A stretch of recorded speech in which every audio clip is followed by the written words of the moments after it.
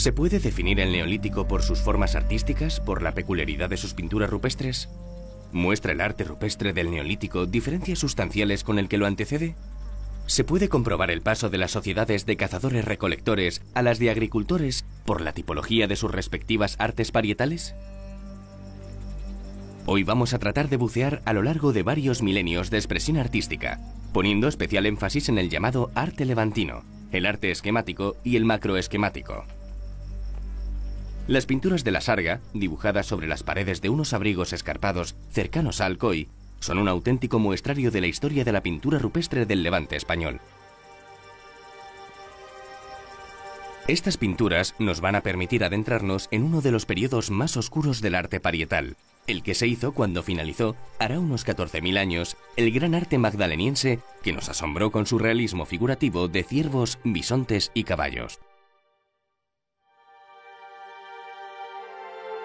Vamos a ascender hasta los abrigos para conocer las pinturas con el investigador que mejor las conoce, el catedrático de Prehistoria de la Universidad de Alicante, Mauro Hernández.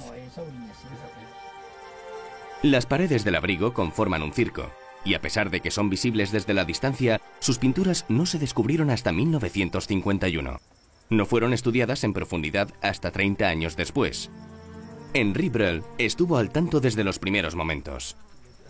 Veamos qué significan estos abrigos de la Sarga, auténtico santuario al aire libre, en el que ciervos y cazadores se entremezclan en los retablos de sus capillas prehistóricas con inquietantes y extrañas figuras simbólicas que nos atraen con la fuerza de lo desconocido.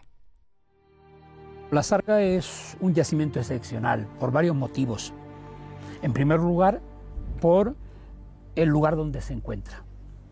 Es un espacio que se conserva un paisaje mediterráneo en buenas condiciones. Es un espacio no excesivamente deteriorado y es un espacio que permite, con las labores que se han hecho en estos últimos años, permite ir recuperando la vegetación y la fauna. Pero lo que es importante de la Sarga es la cantidad y diversidad de imágenes. Imágenes pintadas en las paredes de varios abrigos, imágenes que sintetizan de alguna manera lo que es el arte prehistórico del Neolítico peninsular, ya que aquí, frente a otros conjuntos con arte rupestre, nos encontramos con tres horizontes artísticos perfectamente definidos, con características propias, con imágenes propias y con significados diferentes. Es un conjunto que además se conserva de una manera excepcional. Las imágenes se pueden observar con facilidad, las imágenes permiten ser visualizadas por quien se acerca a ellas, saber lo que se pinta e incluso adivinar cómo técnicamente se realizaron esas pinturas, porque lo que nos demuestran todas estas pinturas son que, independiente del grado de naturalismo o de abstracción que representen, son todos ellos excepcionales artistas. En efecto, aquí podemos conocer las tres etapas de este arte que nos sorprende por su fuerza expresiva. El primer horizonte artístico en este abrigo está perfectamente definido porque es el que se encuentra en el inicio de la ocupación simbólica del espacio, el arte macroesquemático. Un arte que está perfectamente situado en el tiempo y en el espacio, un arte que se sitúa en los primeros o con los primeros agricultores y ganaderos antes de Cristo en nuestras tierras, que además es un arte que por las dataciones absolutas nos permiten situarlo en torno al 6500. Luego tenemos otro horizonte artístico que en el caso del abrigo 1 está superpuesto al arte macroesquemático y es incuestionable que esos ciervos naturalistas del arte levantino están perfectamente marcados, perfectamente ubicados, no tapando las imágenes anteriores, es decir, no hay una herejía, no hay una ruptura, se respeta y se intenta de alguna manera enlazar. Si se colocan, uno de los ciervos se coloca sobre el cuerpo de la figura, se está enlazando. Es el arte levantino, que tiene una cronología de unos siglos posterior y que puede durar algo más, no sabemos cuánto, porque lo que sí pensamos es que el arte macroesquemático es un arte de recorrido corto. Y luego tenemos un tercer horizonte, que es el arte esquemático, que es un arte que aquí está representado por unas cuantas figuras, todas ellas excepcionales, pero que repiten de alguna manera los temas de ese momento, figuras humanas, un cáprido, unos ramiformes, y que es un horizonte artístico que aquí recuerda técnicamente mucho a las imágenes macroesquemáticas. Es lo que nosotros empezamos a denominar en los últimos años arte esquemático antiguo, y que comparte temas con el arte esquemático tradicional, que lo encontramos en toda la península ibérica, y que aquí, en todas las tierras de Valencia y en torno de Murcia, tiene características propias. La cronología de las pinturas se ha podido determinar por la coincidencia de motivos decorativos con la antiquísima cerámica cardial encontrada en la zona, perfectamente datada sobre los 6.500 años antes de Cristo. Nos llama la atención la personalidad y fuerza expresiva de los llamados orantes. En un mismo territorio, un territorio reducido, lo que nosotros llamamos el territorio del Neolítico antiguo, que llamamos también el territorio macroesquemático, que también llamamos territorio cardial, porque la cerámica está decorada con la impresión del cardium edule. Tenemos imágenes de todos los horizontes artísticos neolíticos de la zona. Y además tenemos vasos, como podemos ver en el Museo de Alcoy, que tienen ocre, que han estado rellenos de ocre, es decir, que de allí estaba el ocre que seguramente salió para pintar muchos de estos motivos, que son vasos además que van colgados, que pueden trasladarse de un sitio a otro. O sea, yo creo que de alguna manera lo que nos está indicando este arte macroesquemático, pues ese es el lenguaje simbólico de los primeros agricultores y ganaderos. Los distintos paneles se encuentran distribuidos y ordenados bajo una lógica estética y simbólica, que apunta a que la sarga fue un lugar de encuentro. Yo creo que todos estos abrigos son lugares de cohesión social. Tenemos que remontarnos a esos momentos de los primeros agricultores y ganaderos. Son gentes que viven dispersas en agrupaciones de algunas familias en territorios distantes de estos lugares de arte rupestre. Son lugares con nichos ecológicos diferentes, donde se van explotando cada uno de estos grupos el propio territorio. Necesitan, de alguna manera, lugares de cohesión social. Y yo creo que estos espacios desempeñarían ese... Fiestas, solsticio, mercado... Exacto, intercambio de enlaces matrimoniales. Es decir, yo creo que, yo siempre, muchas veces cuento en clase que para mí estos lugares son como las romerías en nuestras ermitas. Yo creo que estamos ante un lugar donde se fueron plasmando imágenes para dar un contenido simbólico que hoy nosotros empezamos a plantearnos algunas soluciones a los problemas. El arte macroesquemático, por ejemplo, con la presencia de esas figuras humanas levantando las manos hacia el cielo con los dedos indicados, como esta figura de un... Esos orantes, lo que llamáis orantes. Orantes. Parece que están implorando al cielo. Implorando al cielo o dando la bienvenida al que viene. Y además, si observamos que muchas de estas imágenes tienen en la parte superior un motivo ovalado que parece una vulva, tiene ese contenido simbólico que se puede ver en ese vaso de la Sarga, que está en el Museo de Alcoy, que tiene la impresión del natis de la concha entre las piernas y que claramente nos está indicando que es una mujer. En los paneles del arte levantino, además de las tradicionales escenas de caza de ciervos y cabras, destaca un posible vareo de árboles y dos niños arrodillados y atentos a las explicaciones del que parece ser su maestro.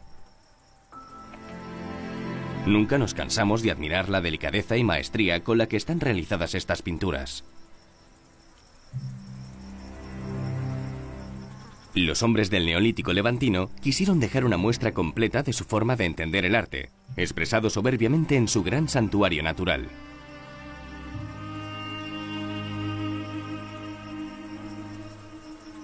Para el que se acerca por vez primera al arte rupestre, puede chocarle la perfección figurativa del Paleolítico magdaleniense, frente a la simplificación simbólica del Neolítico.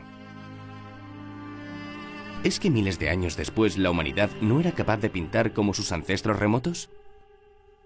No solamente son corrientes artísticas porque se extienden en el territorio muy ampliamente y con una cronología muy bien estructurada, sino que además son periodos evolutivos de la cultura humana, sobre todo de la cultura de la comunicación. Sí, como decir, en el barroco, el gran Velázquez, claro, y después viene el gran Picasso. Y viene Picasso, o Miró, y quien lo vea de fuera parece más simple en la pintura. Pero una evolución, ¿eh? Es más un sentido, en vez de ser un sentido descriptivo, como era el arte de los paleolíticos, que en muchos casos, cuando está referido sobre todo a la fauna, tiene un sentido muy descriptivo. Este arte tiene un sentido mucho más, digámoslo así, esquemático. Yo creo que lo definiría como una protoescritura. Es decir, hay muy pocos elementos, quizás 10, 15 elementos gráficos que se repiten constantemente, que llegan a sentirse estereotipados en las paredes, llegan a repetirse. El arte rupestre muestra infinidad de variaciones sobre temas de lo más diverso y una extensión de alcance mundial. Al contrario de lo que se cree, Europa no es el lugar del mundo con mayor número de estaciones de arte rupestre. Bien es cierto que destaca sobremanera durante el Paleolítico, pero en total no tiene más de 400 lugares con pinturas o grabados antiguos. África es el continente que alberga un mayor número de lugares con arte rupestre. El Sáhara es un inmenso espacio en el que se pueden encontrar centenares de manifestaciones de este tipo. En la profundidad del desierto del Earth, en Níger, fueron descubiertos en 1997 unos petroglifos o grabados con unos 8000 años de antigüedad, esto es, coetáneos del primer arte neolítico peninsular. Destacan especialmente dos jirafas de varios metros de longitud. La destreza técnica de los artistas es muy notable. Las figuras tienen un gran realismo. Son fieles representaciones de una fauna que hoy ya no se encuentra en este vasto lugar. Los petroglifos de Davos nos retrotraen a un periodo climático muy distinto, cuando el desierto era todavía sabana. El hecho de que se encuentren en un lugar tan remoto nos indica que la especie humana ha sido capaz de adaptarse a todas las latitudes y que hay lugares que están poblados desde la más remota antigüedad. Las montañas del Earth se consideran la cuna del pueblo tuareg. La única gran ciudad cercana es Agadez, una de las viejas damas caravaneras del Sáhara.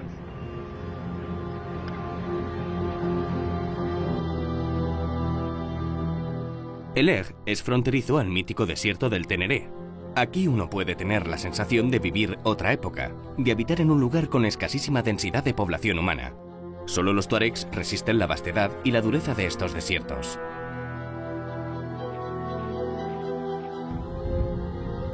Alcanzamos los grabados de Davos justo en el momento del ocaso. El lugar, ya de por sí mágico, nos ofreció un momento extraordinario, con el sol y la luna enfrentados sobre la mole pétrea plagada de grabados. Resulta emocionante imaginar que los creadores de Davos plasmaban su arte mientras otros pintores, en la costa mediterránea de la península ibérica, hacían lo mismo. Unos cientos de años después de que se realizaran los maravillosos paneles de la Sarga, se pintó una cueva muy cerca del mar, que quizá contenga las primeras pinturas relacionadas con la vida de un hombre. La Cueva de la Victoria, en Málaga, se formó bajo el mar hace miles de años. Fuertes movimientos tectónicos la llevaron al lugar que ocupa actualmente. Esta colina es un complejo de galerías y pasadizos que muestra la ocupación por parte del ser humano desde el Paleolítico. Es importante destacar esto, Porque el arte rupestre del Mediterráneo se asocia habitualmente con fechas más recientes, pero no hay que pasar por alto que aquí ya existen manifestaciones artísticas desde el comienzo del fenómeno plástico. En la Cueva de la Victoria pueden verse algunas pinturas antiguas y diversas temáticas. Hay manos en negativo y grabados de animales como el cormorán.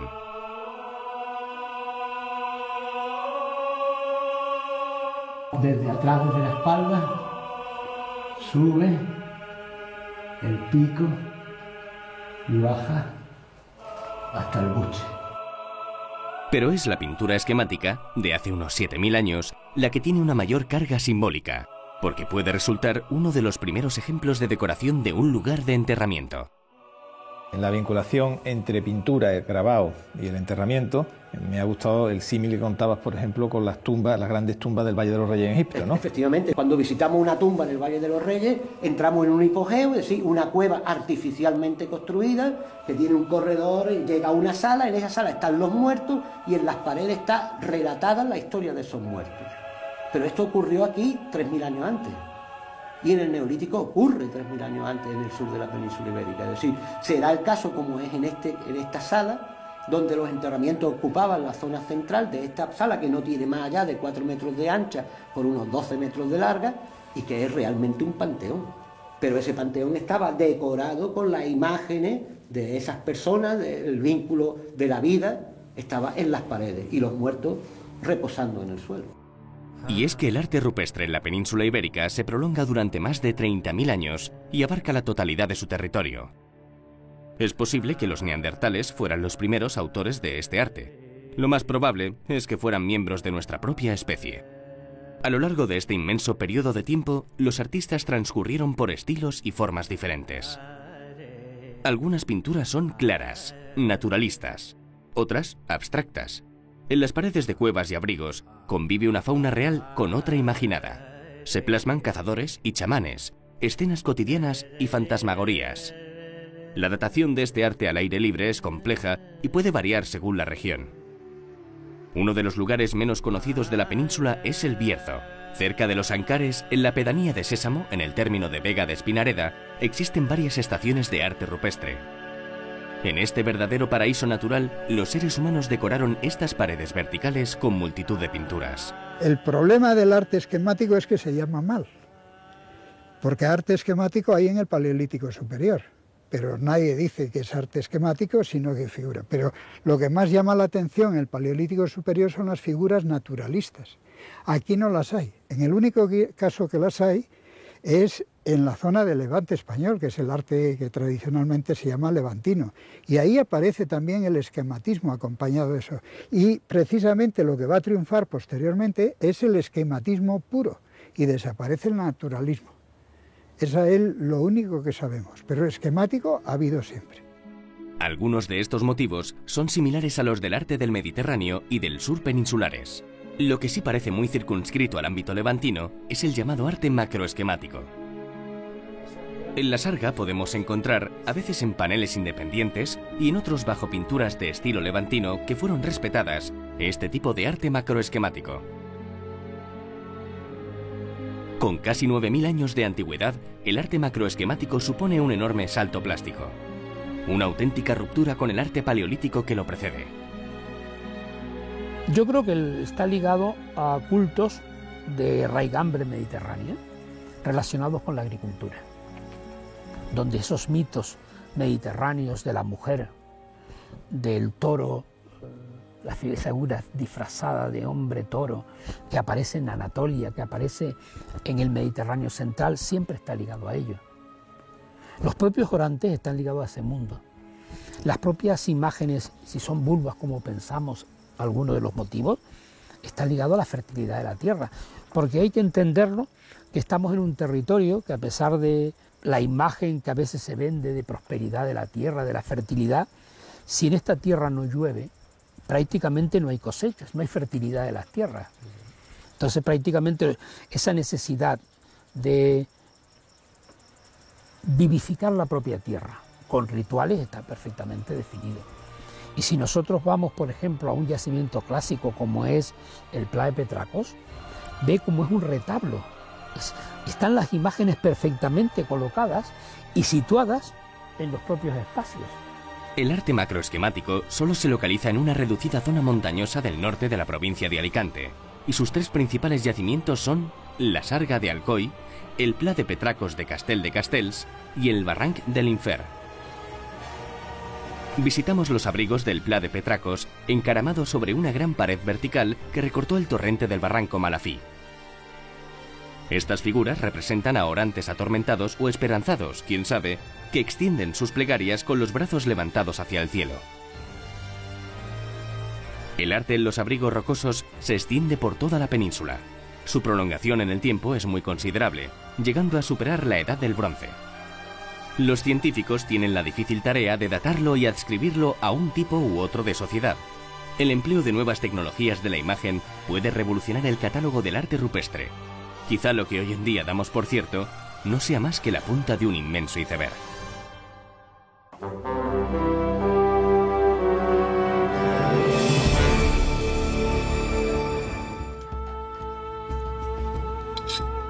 Cuando en una excavación arqueológica se pretende obtener material genético, hay que extremar las precauciones para no contaminar las muestras. Para ello se desarrollan protocolos de extracción limpia de los fósiles que consisten en aislar los huesos del contacto directo con los investigadores. Así se evita la transferencia de material genético actual a los huesos antiguos, impidiendo la alteración de los resultados analíticos.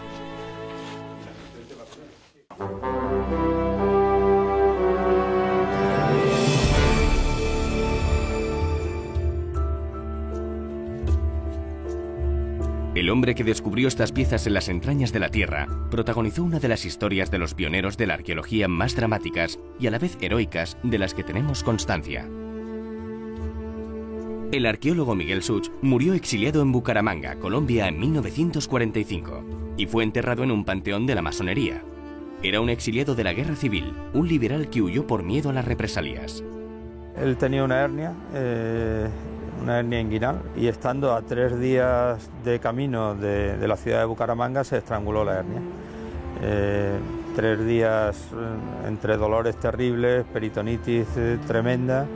En aquellos años, pues cuando llegó a Bucaramanga, pues no había nada que hacer y falleció allí a consecuencia de eso, de una simple hernia inguinal estrangulada. Pero era su pasión, él murió realmente haciendo excavaciones arqueológicas en la selva. Su vida es un ejemplo para todos aquellos que sienten verdadero amor por la curiosidad y el aprendizaje. El padre le paga unos viajes por el mundo y en aquellos años viaja por Argentina, los Estados Unidos, Inglaterra y Francia. Eso le hace ser un hombre muy curioso y de hecho aprende idiomas y se viene con los 2 idiomas perfectamente hasta para poder escribir con francés y con inglés. Miguel Such se dedicaba al comercio de alcoholes en una Málaga que sufría los efectos de la desaparición de su gran industria. Pero en su interior soñaba con cuevas y con personas que vivieron hace mucho tiempo. Miguel leía y preguntaba. Así fue teniendo una formación arqueológica que llegó a ser muy completa. Leyó y preguntó sobre geología, sobre metalurgia y cerámica. Preguntó a los antropólogos para saber qué escondían los muertos.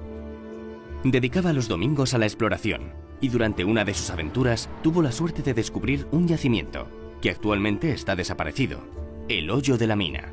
La cueva de Hoyo de la Mina y esta monografía es de las más importantes de la prehistoria de España. De hecho, en la documentación que tiene la familia Such hay multitud de prehistoriadores clásicos de la prehistoria española hasta los años 50 y 60 que le piden ejemplares del libro de Hoyo de la Mina, que claro, después de la guerra quedó pues unas cajas que se quedó la familia. Es decir, fue un libro clave que entró en los manuales de la prehistoria española, que Almagro lo citó mucho, Santa Olalla, Jordá, Fortea, una obra clave porque era un yacimiento muy atípico pero muy interesante. El abate Braille, pues le proporciona relaciones con otros científicos, ¿no?, de la época, ¿no?, y Obermeier, por ejemplo, y bueno, pues otros científicos, ¿no?, de Europa, ¿no?, y a partir de sus primeros análisis y estudios, ¿no?, que realiza su publicación, ¿no?, en lo que es el avance del estudio de la caverna del Hoyo de la Mina, pues a partir de ahí pues se difunde ese estudio, esa publicación, y ya pues sí comienza una relación mucho más estrecha, ¿no?, con los restantes científicos de la época. La relación con el abate o Henry Broylan pues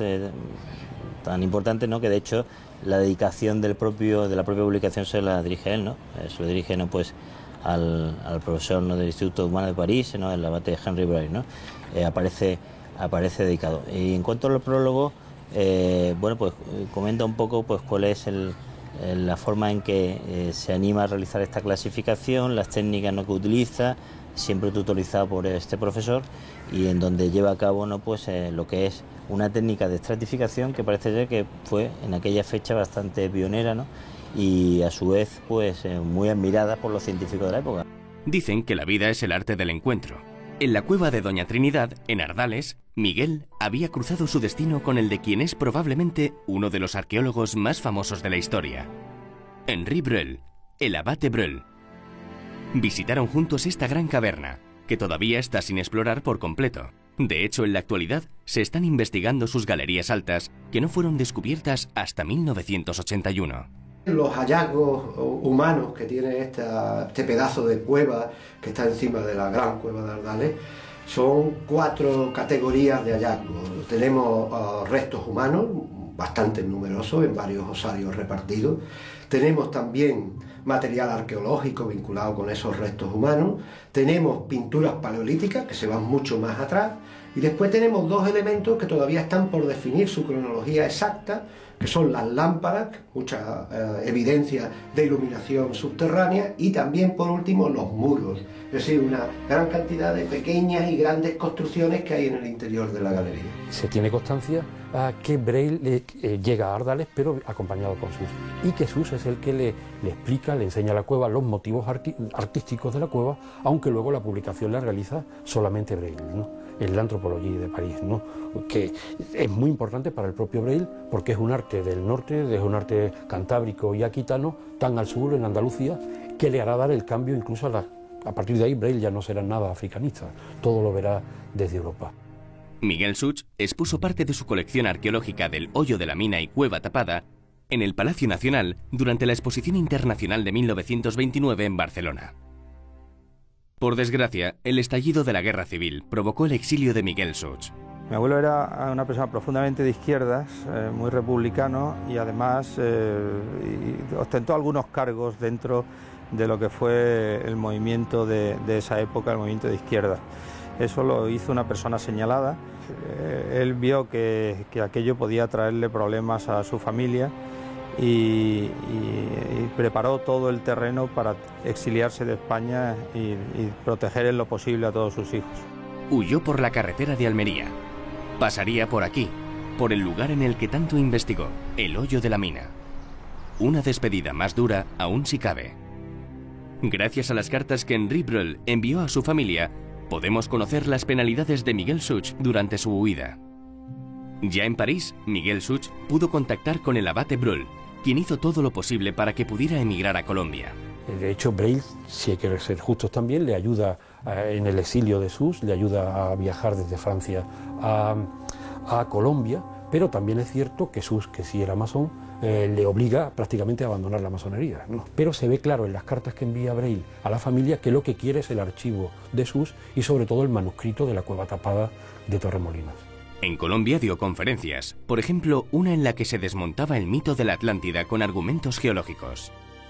Finalmente pudo dedicarse a excavar y llegó a publicar alguna investigación. Hemos podido rescatar algunas publicaciones muy interesantes en trabajos colombianos donde el hombre sigue con su labor ética de publicar, documentar, prospectar, y por lo que se ven en esa documentación es una persona muy querida, ya integrado, publicando en revistas regionales y nacionales de Colombia y verdaderamente siguiendo con su tarea de buen arqueólogo.